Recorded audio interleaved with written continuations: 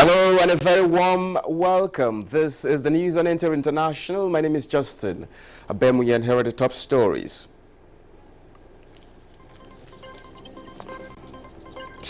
Nigerian Women representative in audience with President Buhari. 35% national gender policy to be exceeded across key decision-making roles in government. Nigeria to scale up effort and expand dragnet to free open defecation to attain 2025 target. Experts attribute rising incidents of violence against women to COVID-19, sue for collective global efforts to stop escalation. Plus, House of Representatives commences process of constitution review with capacity building for lawmakers.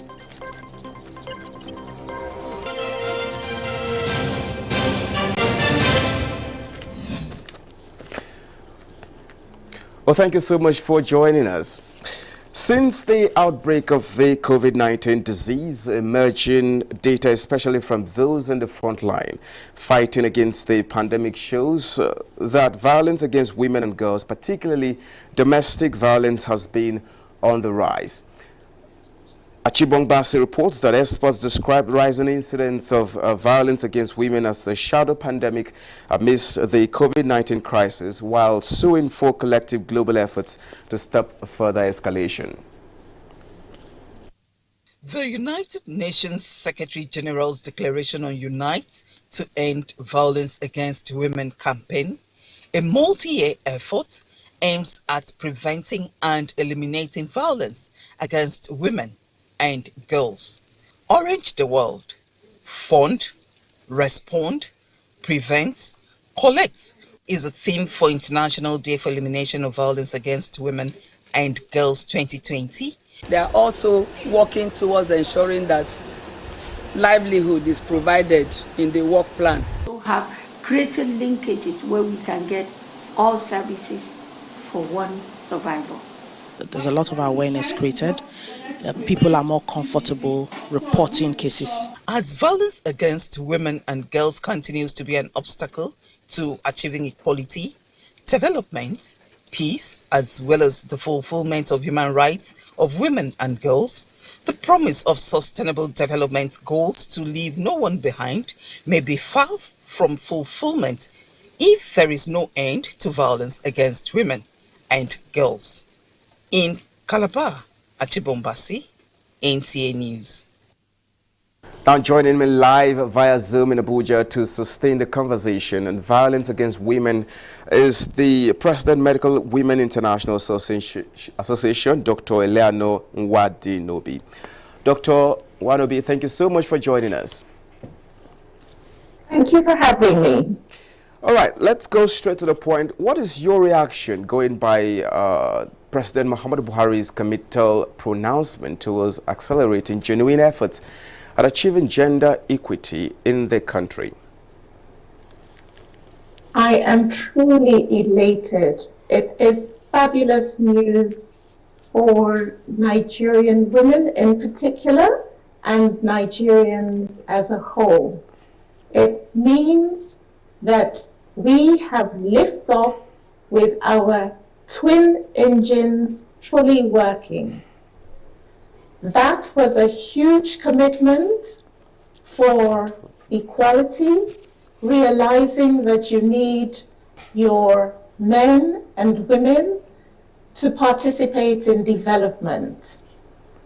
I'm also elated at the huge commitment by President Buhari to women led by the Minister for Women's Affairs today to bring an end to child marriage, to bring an end to violence against women and girls.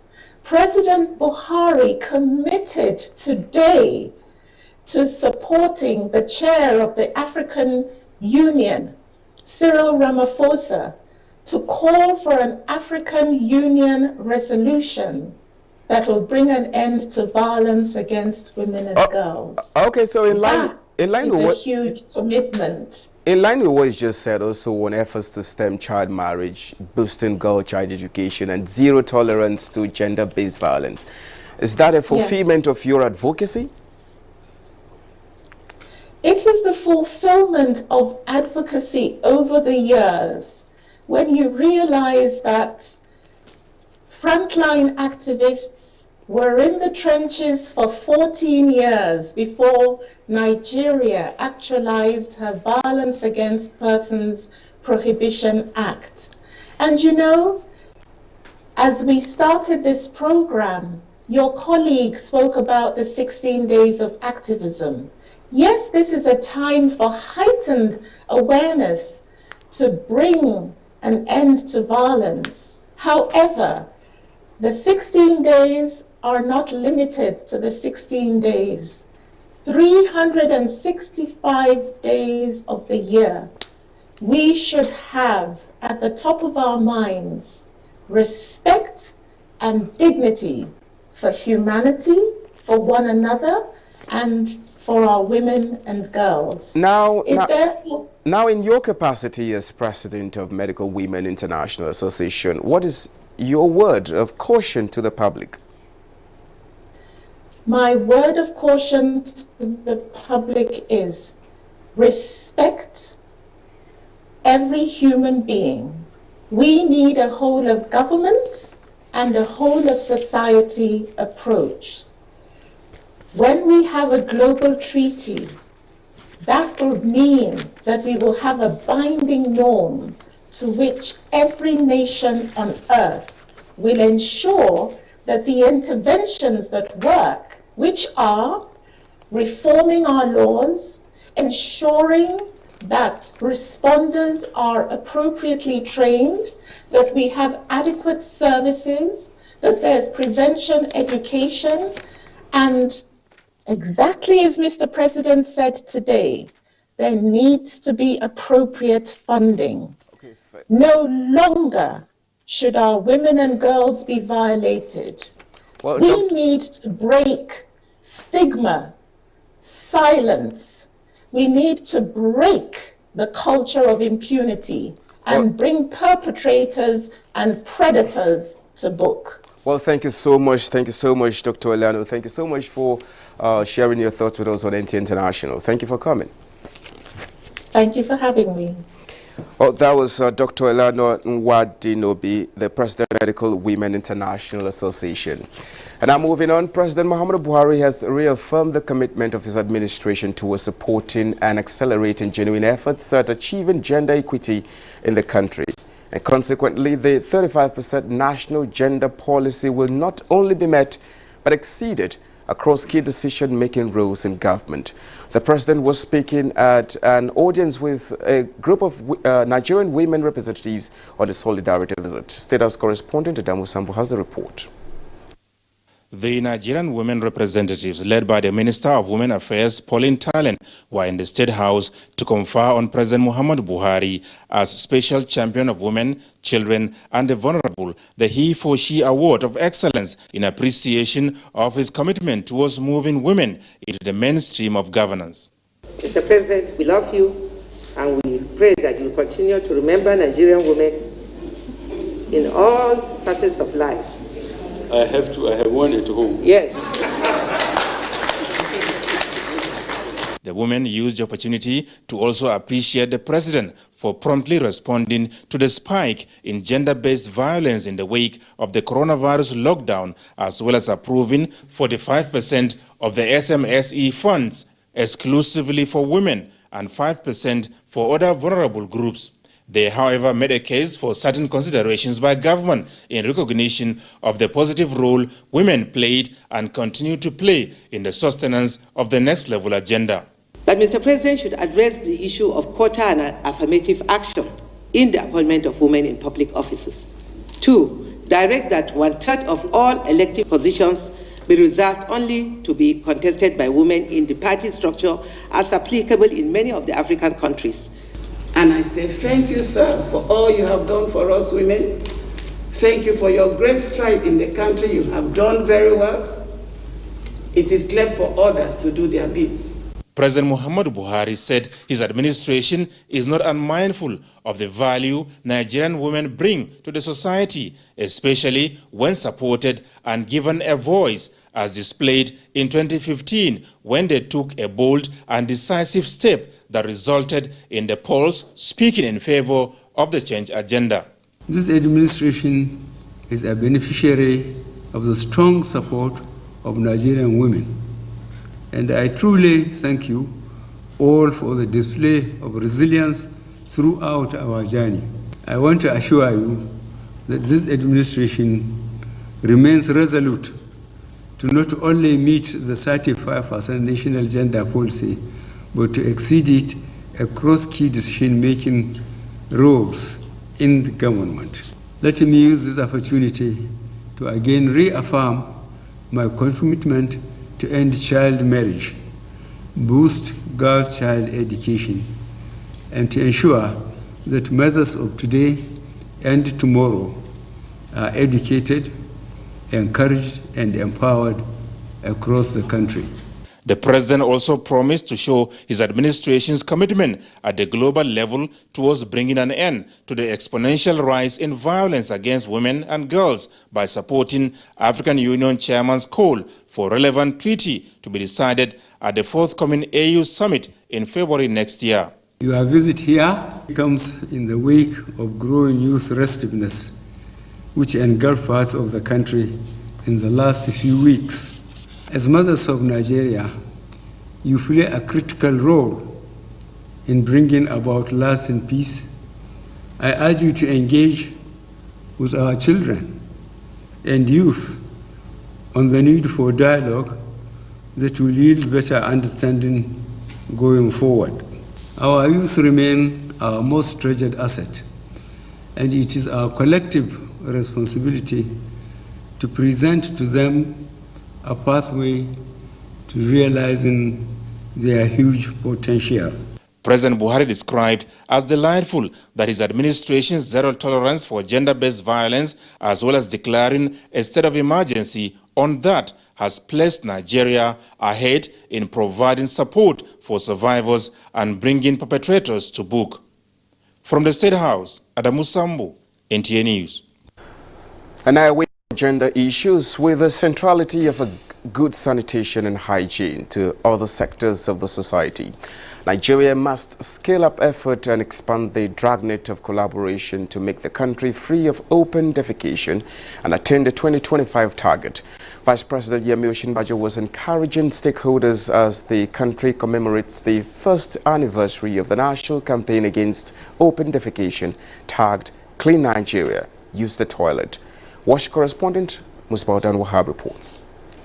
The logo of the Clean Nigeria End Open Defecation campaign. November 19, 2019 was the official expression of commitment to end the practice of 47 million Nigerians that has adversely put Nigeria in global sports, open defecation. A year later, Vice President Professor Yemi Osinbajo again continues from where he left off the national campaign. COVID-19 slowdown notwithstanding, has got a marginal progress to report as 22 more LGAs have cleaned up their terrains of open defecation, and the competition is on course amongst the states to attain the national target of 2025, 5 years ahead of a sustainable development agenda. We reiterate commitment to support subnational level initiatives towards ending open defecation and improving access to wash services for the populace. To this end, I wish to commend state governments who have taken the initiative to develop their state-specific action plans for the wash sector, with a declaration of a state of emergency. In recognition of their commitment, the ODF local government areas will be prioritized for water supply interventions under PWASH in accordance with the established program. We are partnering with NYSC. Still on the line to deliver its promise of getting 2 million Nigerians in diaspora to build a toilet each in the country, the organized private sector in WASH has again launched a campaign tagged Flush It to support the drive. The certified open defecation-free LGAs were honored And NTAi is one of the organizations recognized for their role in the national campaign. Any program the government brings up for the benefit of the populace, NTAi is always at the forefront of propagation, of enlightenment and promotion. We are the only state that has 10 local governments that will declare open cash. Marginal achievements or beats and champions made in the campaign against open defecation in Nigeria. However, the country remains the world capital of this practice. And so there is a need for a re-energized commitment by stakeholders to confine the unwanted reputation in the Soke way. In Abuja, Muspal and Wahab, NT News. You're watching the news on NTAi International. We'll take a short break now. The news continues in a moment. Do stay with us. You're welcome back. The Senate Committee on the Independent National Electoral Commission has screened the presidential nominee for the chairman of INEC, Professor Mahmoud Yakubu. National Assembly correspondent Ignatius Nkwo reports that Professor Mahmoud Yakubu is optimistic of an improved general election in 2023, as he emphasized that the Electoral Commission will deepen the use of technology in Nigeria's electoral process.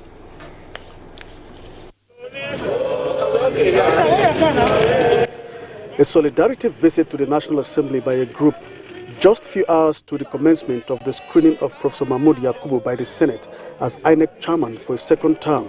His reappointment was the reason for the group's visit, describing it as the right choice by President Muhammadu Buhari as they called on the Senate to take cognizance of the achievements of the INEC chairman nominee. With me today are leaders of political parties under the auspices of Coalition of Nigerian Political Parties. Ever since Professor Mahmoud Yakubu came into INEC, there have been a lot of reforms. If not for anything, consider electronic transmission, electronic voting, and transmission of result from polling unit to to central server. 1 hour later, Professor Mahmoud was at the Senate Committee on INEC to defend his reappointment for a final term of 5 years. Having reeled out some of the achievements of the Commission under his watch, the University of Oxford research scholar listed his plans going forward and how the National Assembly can assist, such as the quick passage of the Electoral Act Amendment Bill by the first quarter of 2021. Because we know there are so many other lingering problems that need to be done. What do you intend to do before you finally go out from the election institution? But the key to success is the amendment to the electoral legal framework. And I'm confident that the Senate and the House will work expeditiously. He observed that the postponement of the 2019 general election was the most challenging moment in his first term. The committee harped on the need for a review of political parties' registration process and improvement of the welfare of staff of the commission to avoid inducement. These are the people that goes for election, and they could easily be motivated during election days. But if their welfare is improved, I'm sure they will be strong and continue to service well. Professor Abdullahi Abduzuru was also screened as INEC National Commissioner representing the Northwest. He replaces Abubakar Ahmed Nahuche, who resigned from the position. From the National Assembly, Ignatius Nkwo, NTAi News. As fears for the second wave of COVID-19 heightened across the world with rising number of cases and casualties, intervention support to curb widespread of the pandemic in high-risk countries has been sustained through efforts of intervention partners. This necessitated the support of National Lottery Trust Fund in the areas of non-pharmaceutical supplies to increase capacity response of federal government in containing upsurge of the virus. Abubakar Usman Akwanga reports. Benefit of the people of Nigeria. Another consignment of personal protective equipment to tackle COVID-19 is being delivered. This is from the Nigerian Lottery Trust Fund to the federal government. These objectives are in tandem with President Muhammadu Buhari-led administration's commitment to eliminating the deadly virus from our society at once. It is an intervention that the federal government emphasized is needed to fight against the pandemic, and collaboration with all stakeholders is seen as a way of stopping another phase of economic and social losses occasioned by COVID-19 lockdown. COVID-19 remains very virulent and a dangerous pandemic, and the World Health Organization statistics show that more cases of COVID-19 have been reported in the past 4 weeks. Government hopes that the facilities will be put to proper use for the benefit of the people of Nigeria, particularly at this critical time. With the donation of PPEs to selected health facilities in the 6 geopolitical zones of the country by Lottery Trust Fund, experts insist observation of safety protocols remain key. The continued intervention is a pointer to the fact that COVID-19 has come to live with humanity, but with the right attitude, the curve can be flattened and the mental depression connected with the virus could be effectively managed. In Abuja, Abubakar Usman Akwanga, NTAi News. In the meantime, America celebrates scaled-back Thanksgiving as COVID-19 cases surge, just as Ethiopia declares assault on Tigray region capital. Joyce Ometu brings us the global update. United Nations report indicates that since the outbreak of COVID-19, all types of violence against women and girls, particularly domestic violence, has intensified, with shelters at capacity and helplines in some places seeing a 5-fold increase in calls. Meanwhile, Americans Thursday celebrated a Thanksgiving Day transformed by the coronavirus pandemic, with masses parade limited to a television-only event and many families resigned to meeting virtually. Thanksgiving this year has been upended by the pandemic, with cases and deaths surging in recent weeks. As at 6 p.m. Nigeria time, Worldometer coronavirus dashboard showed that the virus has infected 61,005,599 people globally, with Africa accounting for 2,121,824 of the total, while Nigeria's caseload reached 66,805 after recording 198 new cases. To other stories on the foreign scene, U.S. President Donald Trump has pardoned his former national security advisor, Michael Flynn, who pleaded guilty to lying to the FBI about contact with a Russian official. Trump announced the long-expected pardon in a tweet. Mr. Flynn was convicted during a Department inquiry into alleged Russian interference in the 2016 election. Meanwhile, the United Nations says urgent relief aid is needed for 3 million Syrian refugees, saying the recent rains in northern Syria have damaged hundreds of tents in displacement sites. A third of the displaced Syrians, estimated at 6.7 million refugees, lack adequate shelter and essentials for the cold weather. And Prime Minister Abiy Ahmed said the Ethiopian military will begin the final phase of an offensive in northern Tigray region. He added that the military will try not to harm civilians and urged people in the city to stay at home. And that ends this segment. I am Joyce Ometu. And now let's look at health, where the National Agency for the Control of AIDS, NTAi, is intensifying efforts at ensuring everyone gets tested for HIV.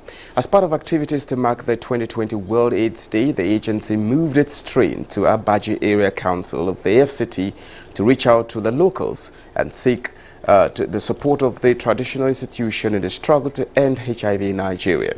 Uche Ogochukwu tells us more. Just as it is with COVID-19, knowing the HIV status of the citizenry is a milestone in ending the challenges associated with it. NTAi's advocacy visit to the owner of Abaji and the flag off of HIV testing and introduction of self-testing are other ways to further reduce the prevalence of HIV and fast-track the attainment of the 1990 targets. You don't know who has the disease until you go for tests, and the earlier you go for the test, the better for you. With awareness, that fear and that anxiety is removed. You can do it. Nigeria's theme, United to End HIV in the Midst of COVID-19, Get Tested, aims to solidify the progress made so far in eliminating HIV by 2030, irrespective of COVID-19. Uche Ugochukwu, NTAi News. And now let's look at sports, where the Tigers begin 2021 Afro-Basket qualifiers on good note. And Ayodeji Makinde has more on sports update.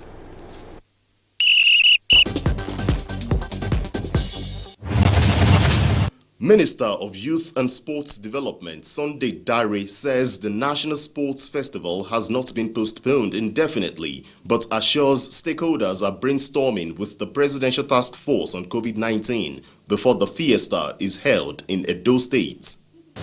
We're just trying to decide on the date that makes sure that both our athletes and the conditions put in place can be met and fulfilled.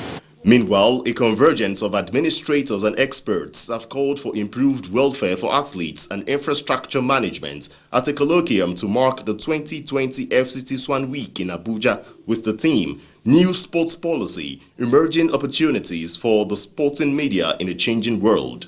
A lot of these players were discovered during the National Youth Games. Today, they are now beginning to be champions in their clubs. In basketball, Nigeria's D Tigers secured a 76-56 points victory over South Sudan in their first game in Group D of 2021 Men's Afro-Basket qualifiers ongoing in Kigali. Caleb Agada led the team with 16 points as Nigeria next play hosts Rwanda on Saturday before taking on Mali on Sunday. Tributes have continued to pour in for football legend Diego Maradona, who died of cardiac arrest at the age of 60 Wednesday evening. Leading the global tributes to the late Argentine great is another legend, Pelé, who hopes to play football together in the sky with Maradona. Lionel Messi, Cristiano Ronaldo, sports clubs, national associations, regional confederations have joined thousands who are mourning after his remains arrived at the presidential palace in Buenos Aires, Argentina. With sports update, Ayodeji, Makinde, NTAi News. This is where the news ends, but before we go, remember to connect with NTAi and stand against rape and rapists. Thank you so much for watching. My name is Justin Bemunyi.